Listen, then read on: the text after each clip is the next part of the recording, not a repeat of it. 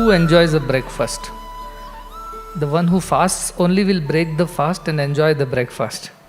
Suppose who has never fasted, been eating morning, afternoon, evening and everything in between. Madhye, achamanam samarpayami, one by one. Such people will not enjoy the breakfast. Who enjoys? The one who is hungry enjoys the food. The one whose stomach is always full because they are always eating some garbage or the other. Where will they enjoy freshly cooked, made food? Likewise, this adhyatma is not for those who are always engaged in their worldly thoughts, worldly activities. Adhyatma is for those who keep themselves hungry so that they can enjoy divinity, enjoy God. Ultimately, whatever experience we have in our lives, it's through the same mind. We have learned that already. Through mind we perceive this world. Through mind we perceive our own selves as Jivatma, and the same mind, when it is merged into the cosmic mind of God, we perceive the Paramatma. The same mind helps us experience all Jagat, Jiva, Ishvara and Paramatman. Like the same mouth is needed to eat the freshly cooked healthy breakfast or some junk out of one chips packet, both have to use the same mouth. Mouth is not different, but the experience later will be different. Freshly cooked, healthy, nutritious food if you eat, you have a healthy experience, you feel good. Other badalu, instead of that, you eat chips and chocolates, they eat something, they experience something, and because of them everybody has to experience. This is the samashti tattva. Vyashti is the individual, samashti is the society. So as is one person, that affects the society around. Therefore, you have to behave well, not because of your own sake. Because whatever you do, it will have a multiplier effect and an impact on everybody who is around you, even far away also. Whoever comes in your contact or whoever learns from you, who is working with you, all of them get affected by what you think, what you say or what you do. This is the principle of society. Till every human being transforms from within as a better human being, as a spiritual human being, there is no hope for the world. If not today, something else tomorrow. If not tomorrow, something else day after. It will keep happening. Wars will happen, calamities will happen, all kinds of inhuman activities will happen. And this will go on forever till every person realizes that he or she is divine and therefore will develop a new attitude, a new perspective, a new disposition in life. Therefore I say, as is your drishti, so is the srishti. If your drishti is good and pure and divine, you will see everything as divine. If your drishti is selfish, if your drishti is limited and narrow, then everywhere you will see the same narrow-mindedness, selfishness and things like that. However, this knowledge, this understanding, this vidya, what we are saying, avidyayam mrityum tvirtva, vidyayam amrutam ashnute. The one who learns the avidya apara mrityum tvirtva means he will go till the death and cross. In the sense, he will live a long life because he has got money, wealth, all the requirements are fulfilled. But beyond that, what? Vidya alone can take you further. Amrutatvam. The amrutatva, the immortality comes from vidya. Avidya will help you only to the extent of fulfilling your belly and then taking care of your people and leading a long life, enjoying all the senses or running behind the desires, fulfilling them and sometimes getting upset, sometimes becoming happy. This is the way of the avidya. So avidyayam mrityum tirtva means he will go till the death, that's it, with mrityu, and cross the death. Whereas vidyayam amrutatvam ashnute. Amrutatva will come only when we are enjoying this vidya. Now how many people know this vidya, this Brahma vidya, this Atma vidya, not just theory, but as complete understanding, experiential ಅನುಭವದಿಂದ ಎಷ್ಟು ಜನಕ್ಕೆ ಅದು ಗೊತ್ತಾಗಿದೆ ವಿದ್ಯಾ ಅಂದರೆ ಈ ಆತ್ಮತತ್ವದ ಬಗ್ಗೆ. So idea is that all kinds of satsanga happen in all places, by all people. But does it really teach you Brahma Vidya, this Atma Vidya? Nayamatma pravachanena labhya, na medhayana bahuna shrutena. It's not possible. Yamai vesha vrunute, the one who really wants this and this alone, he is the person of the Shreyo Marga. Shreyo hi preyaso vrinite. Whereas the dull one, the dull-witted one, wants only the worldly knowledge. Why? The word used is yoga, kshema. Yoga means all that you desire for. And kshema means once you have achieved that, you want to preserve that. I should not lose. Now we have, in some birth, we have desired for a human body. We have received a human body. Now all our effort is to preserve this human body, save this human body, and make it happy and appease the senses and make it enjoy everything from food to relationships, everything. We keep running behind the same desires every time. Every time we are born, we want to study. After studying, we want to get a job. After getting a job, we want to earn money. After money, marriage. After marriage, children. After children, their marriage. Then their children, and it goes on. And this is not the first time. We have come so many times, so many ways.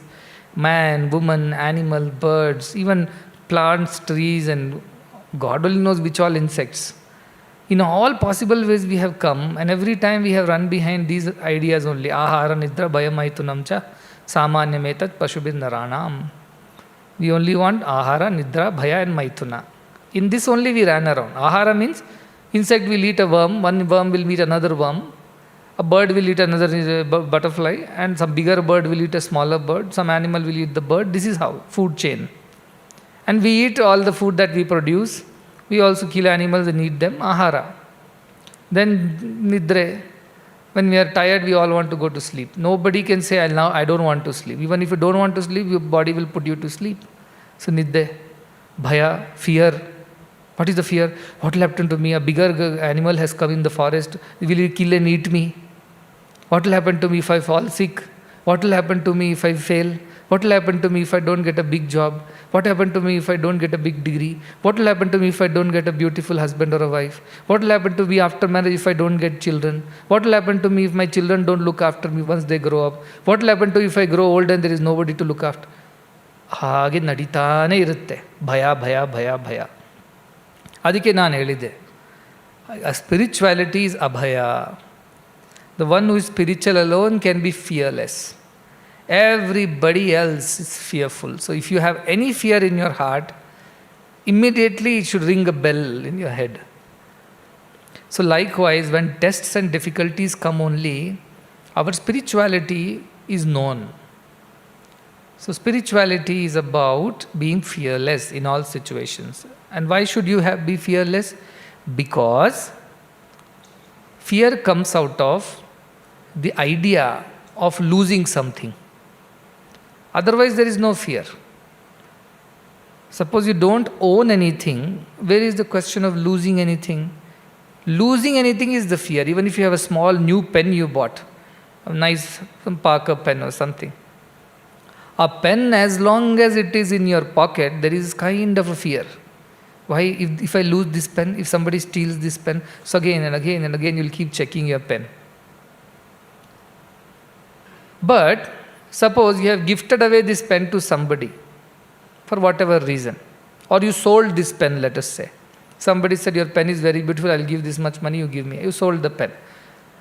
Now fear is there about that pen in you or not? No fear is there. Why? You got the money for the pen and now there is nothing that you need to do with it. Suppose that fellow loses the pen. Is it going to trouble you? I also belong to God and everything belongs to God.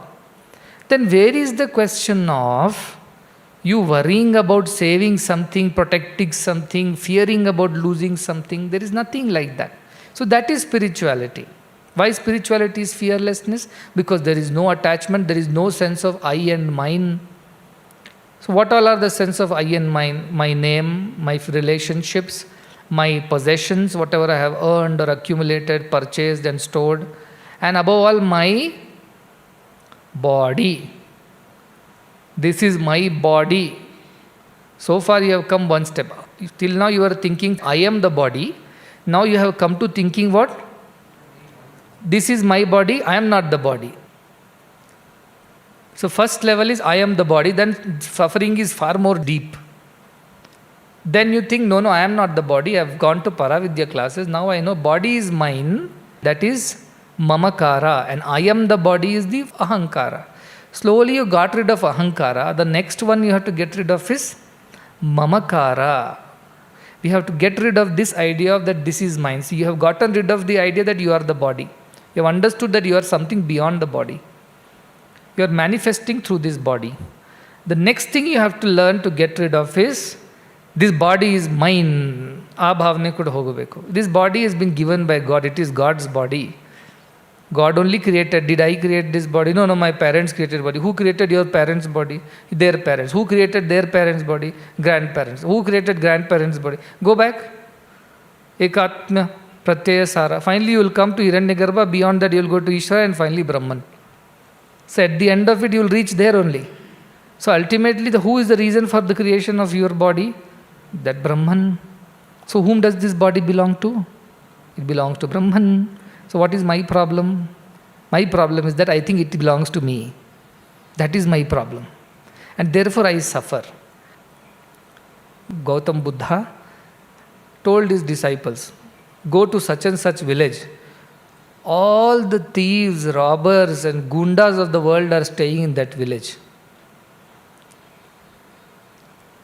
All the evil people in the world that you can think of are all living in that village. So that village people need some bodha, some jnana, some upadesha. So he told his disciples, I am giving you assignment, go to that village where all the gundas are living and teach them some buddhi. And all these Shishyas said, Buddha, you are sending us to that village. So he said, what will happen? Go teach them. They need the teaching because only they have to change. So go teach them. Then these disciples said, what if they scold us and call us by bad names? Then Buddha said, then think that they are only shouting at you, scolding you, they are not beating you. Buddha, if they start beating us, what shall we do? Then Buddha said, if they are beating you, then you think good that they are only beating you, they have not killed you. Buddha, what if they kill us?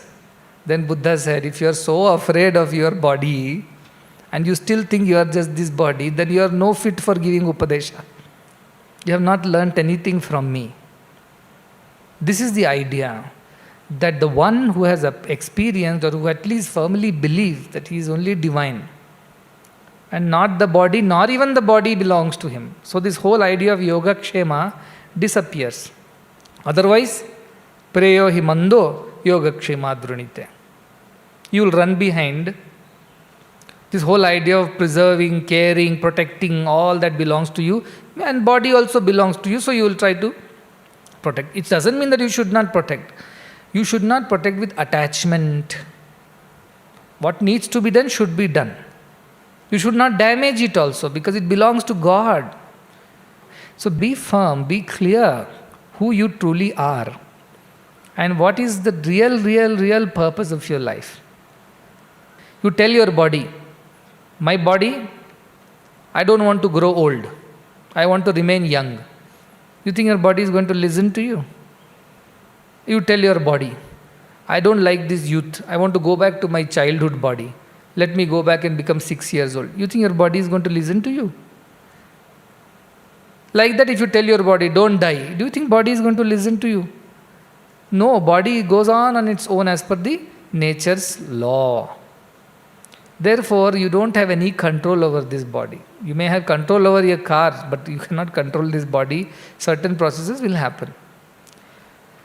Therefore, giving it too much importance is not the right method, because once you give importance to the body, then everything that body likes, pleasures of the senses, beauty, youth, appreciation, all this will become important to you in life. So this is what we were learning yesterday. Paranchikani vyatrunat swayambhu tasmat parang pachyati nantaratman kachiddira pratyagatmanamaikshad avrutta chakshu amrutatvam. All these indriyas see only externally because they have been created like that. Kaschid dhiraha, some discriminating person. What does he do? Pratyagatmanamaikshad. He goes ahead to see the self, pratyag atma means that which is inside. To see that, what does he do? How to see that? He closes his eyes, he covers his eyes. It means that avrita chakshu means you covered your eyes. Understanding of covering your eyes is covering your eyes from the external influences, turning your vision inwards. So he looks within to find the self. It means in his mind only, in his chidakasha, he understands that he is divine and nothing less. So such a person alone attains it. And the next sloka also we read, Paracha kaman anuyanti bala te mrityoryanti vitatasya pasham. Parachaha, the outgoing desires, kaman. Anuyanti bala, the one who runs behind it. He is a child. And why he goes to mrityu? Because he cannot escape mrityu. This vitatasya pasham, this pasha of mrityu, will find him wherever he goes and hides. Because he has been only running behind the worldly pleasures, the preyo marga, always worried about yoga kshema. He has no sense of understanding of higher things. Therefore, athadhira amrutatvam viditva, therefore a dhira, an intelligent one, amrutatvam viditva, comes to know about the amrutatva, that immortality exists beyond this mortality, running behind senses and all this. And dhruvam adhruveshu iha na prarthayante. So he does not think that I'll attain permanent out of the impermanent things of the world. If I run behind these impermanent things, I will not attain permanency. That's what he knows. This body is impermanent. Has anybody lived forever? No. Therefore, running behind the senses and sense objects is not going to give anything permanent.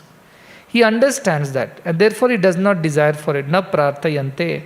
The whole world runs on these twin principles. Mera kya means what is in it for me. And there is nothing in it for me. Mujhe kya, otherwise what have I got it to do with it? I don't care. This is not the attitude of the jnani. This is not the attitude of the jnani. Mera kya, mujhe kya attitude. That should never come. To a jnani, everybody's welfare is this welfare. Loka kshema, not yoga kshema. And loka kshema, loka sangraha, that is what is loka hitaya, atmano mokshartham jagat hitaya. This is the idea of a jnani. He doesn't run behind these things of the world. Dhruvam adhruveshu iha na prarthayante. He knows all these are temporary, so I don't want to get entangled in this, waste all my time. Abhayadinda yeneno tindu. The first category are mine is for me and yours is also for me only. They are roga jivis. The second category is mine is for me and yours is for you. And the third category says is nannadu, ninnage, ninnadu, nannage. In a way it is transactional. So I call that in a way tyaga jivis. How why tyaga jivis?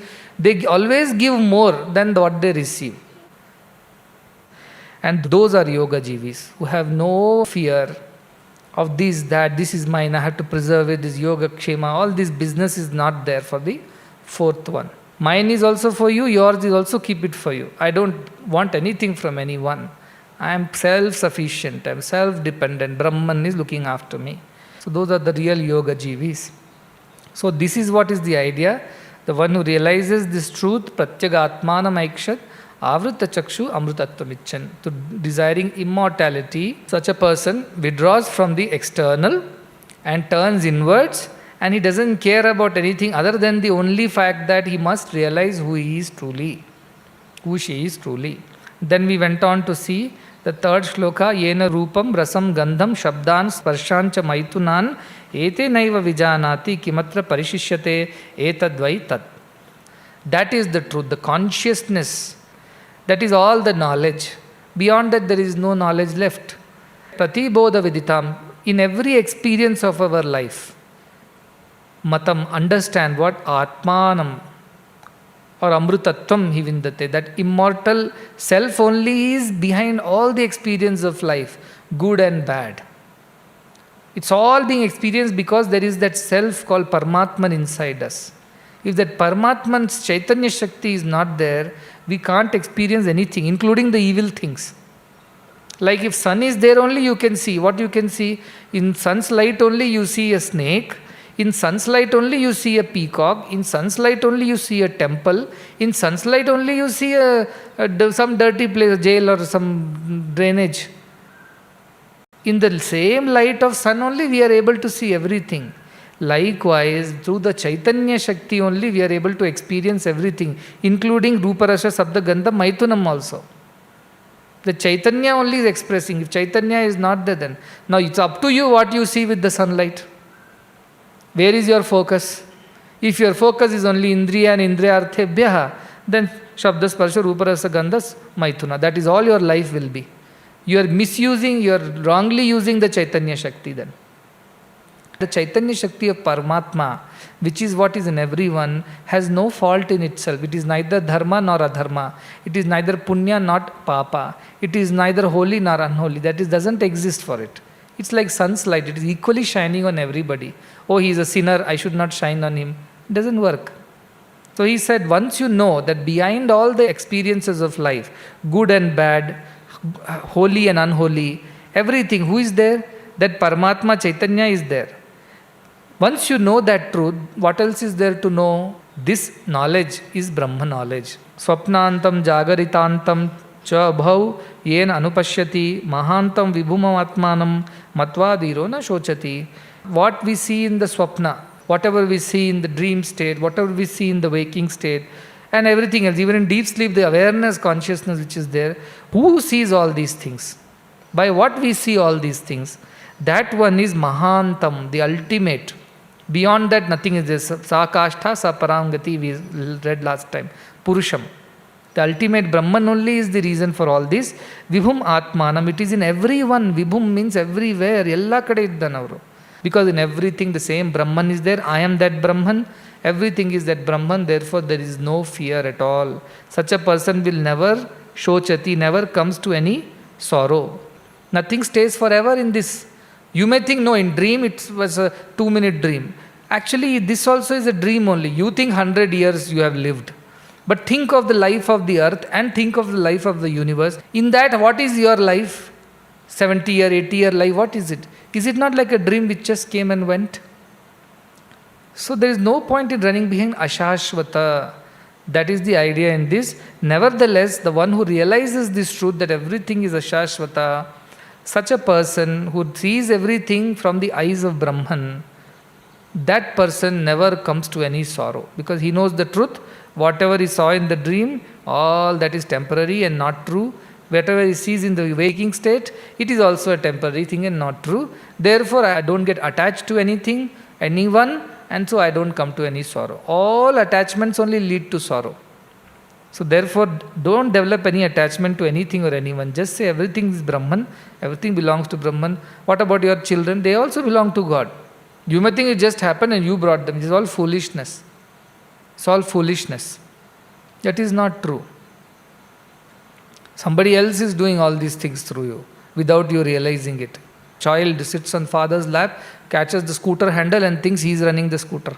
Or turns the steering of the car and thinks he is driving the car. And feels so happy.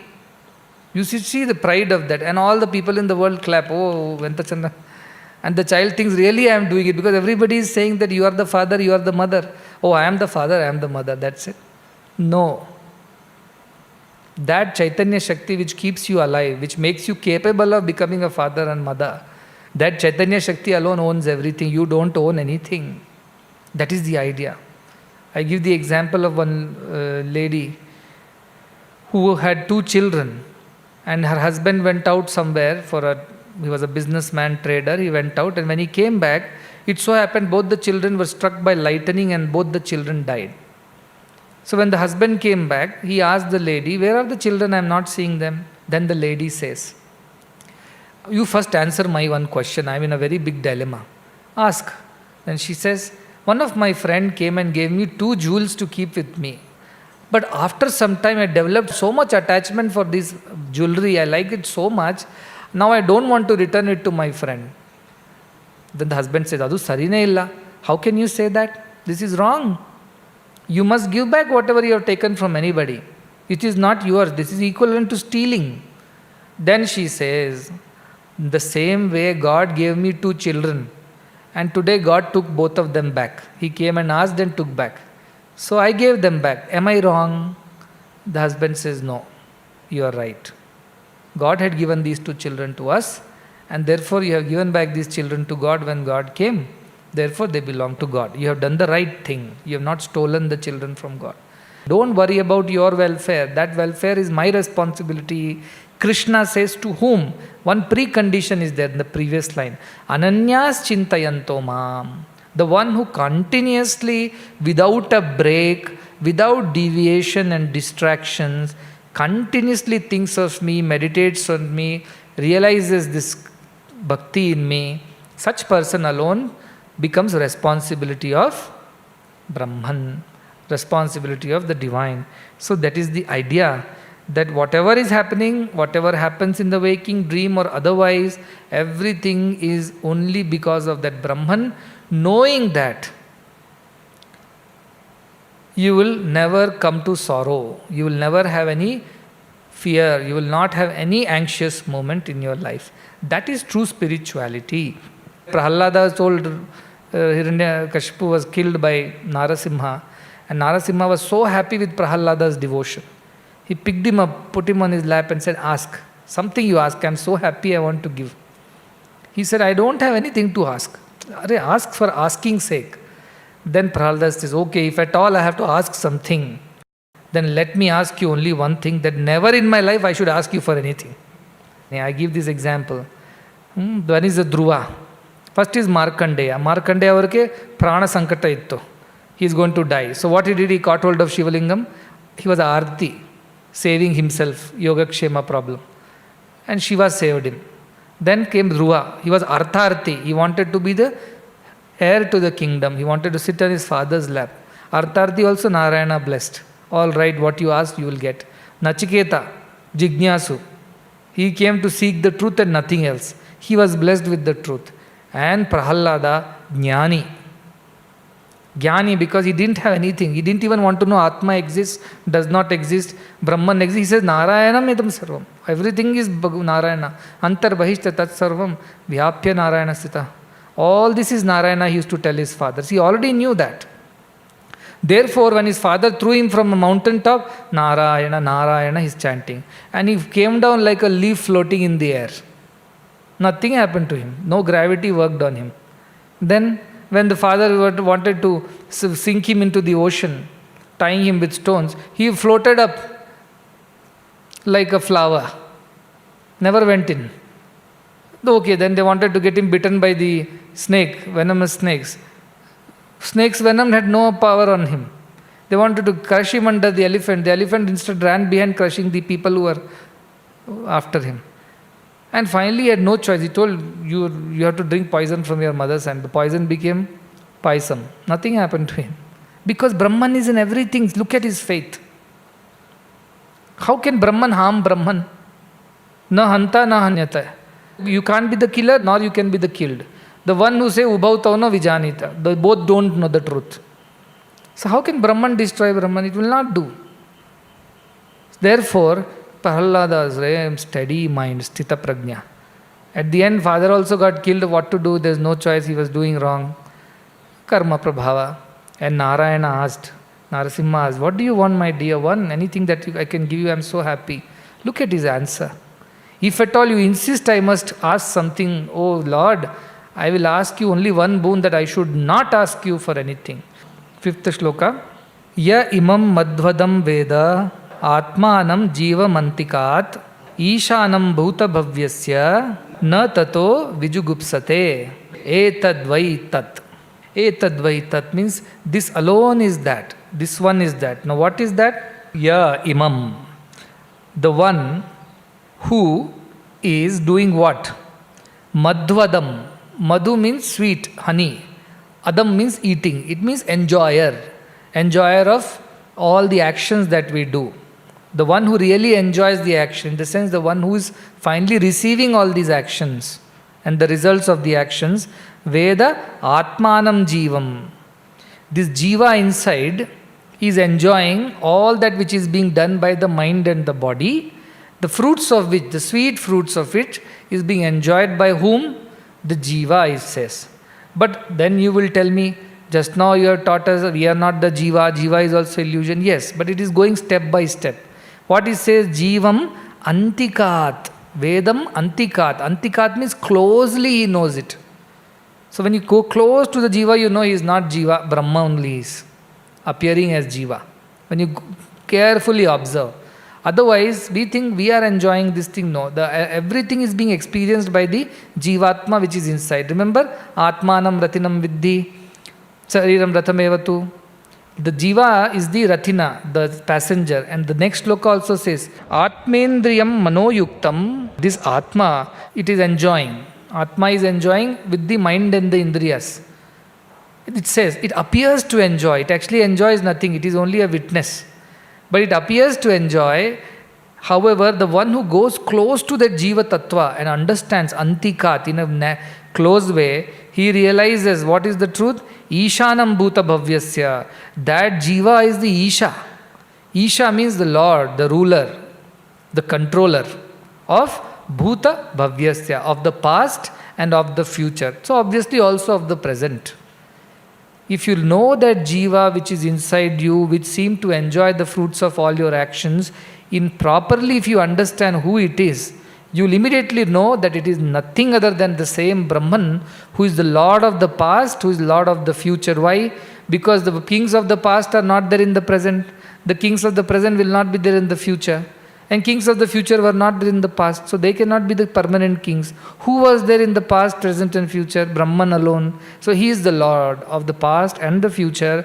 The one who comes to know.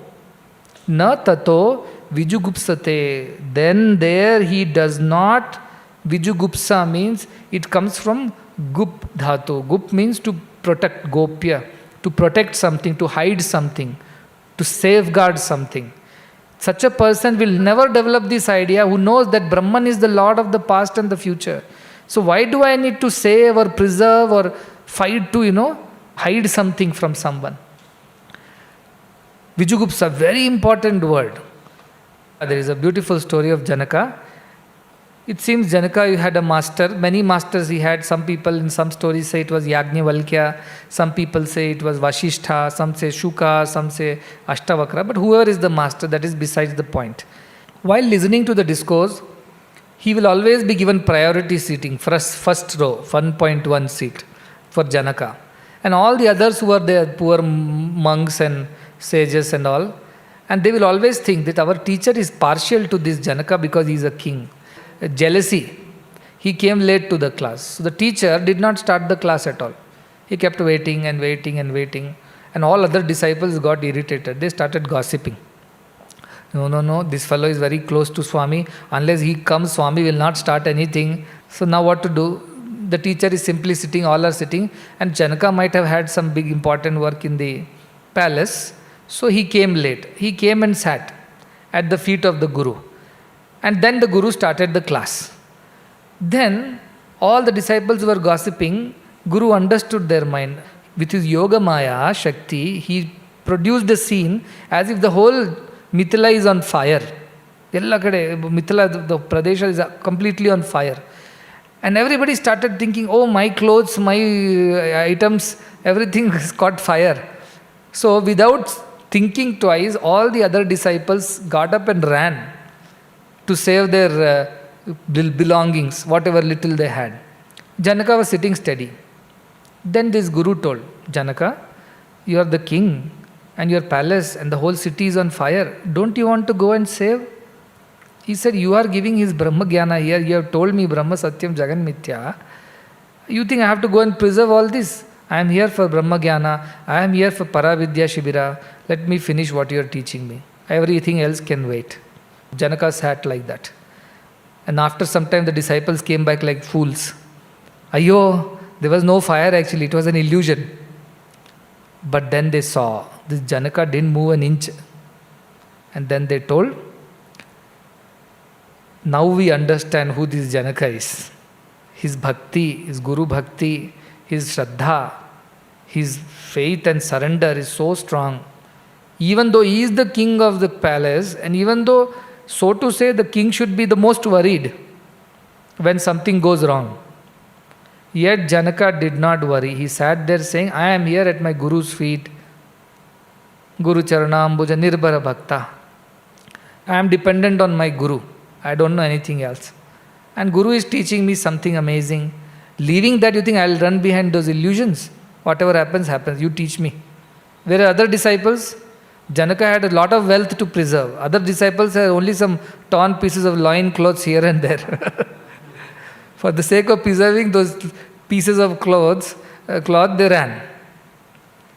And he, with all the silk and all the jewelry and all the wealth, didn't move an inch. See, that is bhakti. Tato na vijugupsate.